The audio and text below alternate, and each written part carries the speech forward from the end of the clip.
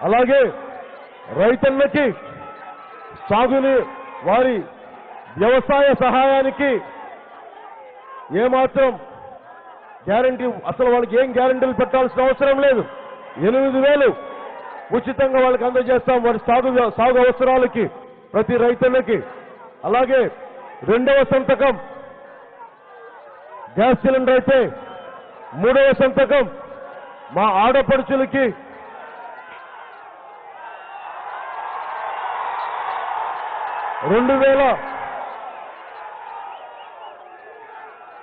మా ఆడపడుచులకి 2,500 రూపాయలు, ఎక్కువ మంది ఉంటే 3,500, తక్కువ మంది ఉంటే 2,500 రూపాయలు డైరెక్ట్ గా మీ మహిళ మీ ఆడపడుచు అకౌంట్లోకి మేము జమ చేసి పెడతాం. జనసేన ప్రభుత్వం మొదటి ప్రమాణ స్వీకారం చేయగానే మొదటి సంతకం అదే. అభివృద్ధి అంటే అమరావతి కాదు, అభివృద్ధి అంటే కేవలం విజయవాడ కాదు, అభివృద్ధి అంటే గుంటూరు, అభివృద్ధి అంటే నరసరావుపేట. నేను మన గుంటూరు జిల్లాని అమరావతికి ధీటుగా అభివృద్ధి చేద్దాం.